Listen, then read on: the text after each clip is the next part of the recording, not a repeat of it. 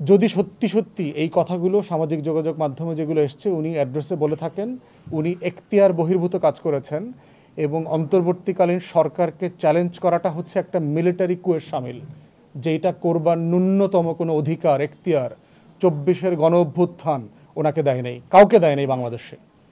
এবং উনি বিভিন্ন বক্তব্যে বলেছেন যে আমি অভিভাবকহীন। আপনার অভিভাবকহীনতার প্রশ্ন আসতেছে কোত্থেকে? দেশে তো সংবিধান সাসপেন্ড হয়নি এখনো, দেশে অন্তর্বর্তীকালীন সরকার আছে।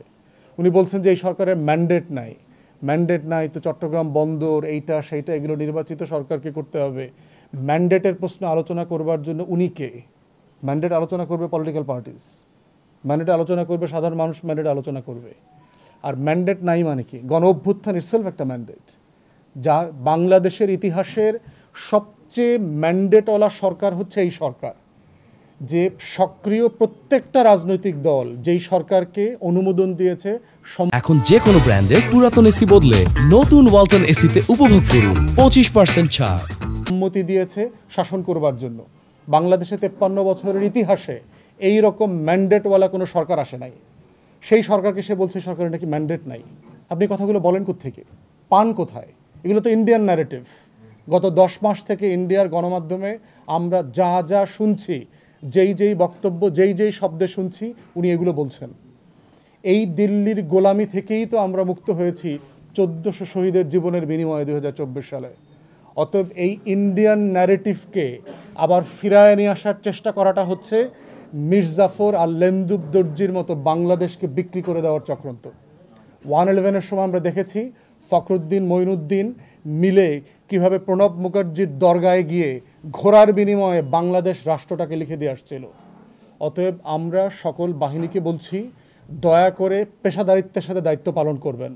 আপনার যদি কোনো কনসার্ন থাকে আপনি উপদেষ্টার সাথে বসবেন, প্রধান উপদেষ্টার সাথে বসবেন, তাকে বলবেন দেশের স্বার্থে এটা হওয়া উচিত, এটা হওয়া উচিত না। পাবলিক ফোরামে আপনার অফিসারদেরকে ইনসাইট করা, তাদেরকে উত্তেজিত করা, তাদেরকে প্রভোক করার বক্তব্য দিয়ে, এবং আপনি 1 তারিখ থেকে নির্বাচিত সরকার চান, আপনি কে এটার? 1 জানুয়ারি থেকে আমি নির্বাচিত সরকার দেখতে চাই, আপনি কে এটা কথাটা বলার? আপনার তো এখতিয়ার নাই। এটা পলিটিক্যাল পার্টি বলতে পারবে, বিএনপি 1000 বার বলতে পারে যে আমি 1 আগস্ট থেকে নির্বাচিত সরকার দেখতে চাই। এটা জামাত বলতে পারে যে আমি 1 নভেম্বর থেকে নির্বাচিত সরকার দেখতে চাই। 100,000 বার বলতে পারে, কিন্তু কোনো আর্মড ফোর্সেস এই কথা বলতে পারে না, পুলিশ বলতে পারে না, র্যাব বলতে পারে না।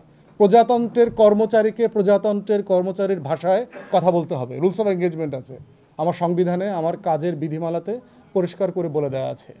অতএব সেই জায়গাতে আমরা বারবার বলছি, এবং আমরা ইন্ডিয়ান মিডিয়াতেও দেখতে পাচ্ছি যেই শব্দে বলছে। দেখবেন ইন্ডিয়ান মিডিয়াতে পড়লাম যে জাতীয় নিরাপত্তা উপদেষ্টা দ্বৈত নাগরিক হবার কারণে আমাদের সশস্ত্র বাহিনী তার সাথে কাজ করতে রাজি হচ্ছে না, নিরাপত্তা বিষয়ে কোনো বিষয় তার সাথে শেয়ার করতে রাজি হচ্ছে না। ঠিক 2-1 দিন পরে দেখলাম রাজনৈতিক দলের নেতারাও একই কথা বলছে এবং পাবলিক ফোরামে বলছে। তাহলে এটা কার বক্তব্য, কে বলছে? আবার একই বক্তব্য কয়েকদিন পরে সেনাপ্রধান বলছে। তাহলে কি আমরা পুরো দিল্লির ছকে আবার বাংলাদেশকে বিক্রি করে দেওয়ার চক্রান্ত দেখতে পাচ্ছি? বাংলাদেশে 1400 শহীদের বিনিময়ে যে বাংলাদেশ 24-এ এসছে, আমাদের পরিষ্কার বক্তব্য হচ্ছে এই বাংলাদেশ সিকিম হবে না, ভুটান হবে না, কোনো সুযোগ নাই। অতএব বাংলাদেশের লক্ষ লক্ষ জুনিয়র অফিসার, জওয়ান, সিপাহী, যারা অবসরপ্রাপ্ত দেশপ্রেমিক কর্মকর্তারা আছেন, তারা সবাই যেভাবে স্ট্যান্ড নিয়েছিলেন গণ অভ্যুত্থানের পক্ষে, ঠিক ওই বাংলাদেশটাই চলবে, চলমান থাকবে। আমাদের বক্তব্য সিম্পলি পেশাদারিত্বের বক্তব্য। আমরা আপনাদের কাছ থেকে পেশাদারিত্বের আচরণ চাই। ঠিক একইভাবে ইন্ডিয়াকে যখন একের পর এক অবৈধ চুক্তি করে দিচ্ছে, ট্রান্সশিপমেন্ট দিচ্ছে, ট্রানজিট দিচ্ছে, একটা টাকা নেয় না, আমার বন্দর ব্যবহার করছে, স্থলবন্দর, জলবন্দর, সমুদ্র বন্দর, সেই ভারত মাতার কাছ থেকে 1 টাকা নেয় নেই। কই আপনারা তো প্রতিবাদ করেন নাই? 14 সালে যখন একতরফা নির্বাচন করলো, আপনারা তো প্রতিবাদ করেন নাই, বলেন নাই তো এটার এখতিয়ার নাই। আপনারা তো বলেন নাই যে 18 সালে রাতে ভোট দেওয়াটা ঠিক হবে না, এটা তো বলেন নাই আপনারা। 24-এও তো দামি নির্বাচন করে দিয়েছেন। এই আপনারাই তো 24-এর গণ অভ্যুত্থানে হাজার হাজার বুলেট দিয়ে শত শত মানুষকে হত্যা করেছেন। জাতিসংঘের রিপোর্টে বলে দেওয়া আছে 66% মৃত্যুর দায় হচ্ছে লিথাল ওয়েপনের কারণে। লিথাল ওয়েপন হলো এমন ধরনের মারণাস্ত্র যেটা পুলিশের কাছে থাকে না, এটা র্যাবের কাছে আছে, এটা বিজিবির কাছে আছে, এটা আর্মড ফোর্সেস আমাদের সেনাবাহিনীর কাছে আছে। তো ওই অস্ত্রটা কে ইউজ করছে? পুলিশ ব্যবহার করছে। যে অস্ত্রটার প্রশিক্ষণ তার নাই, যে অস্ত্রটা সে কখনো ব্যবহার করতে জানে না, যে অস্ত্রের গুলি থানায় থাকে না, সে অস্ত্র দিয়ে তো সে মানুষ মারে নাই। তাহলে আপনাদের এত নৈতিকতার আলাপ তো গত বছর জুলাই আগস্টেও আমরা দেখি নাই।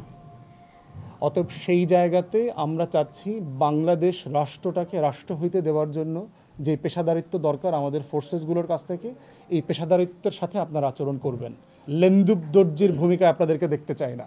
মির্জাফর, ঘসিটি বেগম, জগৎ শেঠ, উমিচাঁদ, রায়দুল্লভ, কৃষ্ণপদ রায়চৌধুরী, যারা 1757 সালের 23শে জুনে আপনার স্বাধীনতাটা ব্রিটিশদের হাতে তুলে দিয়েছিল, এই ভূমিকায় আপনাদেরকে দেখতে চাই না।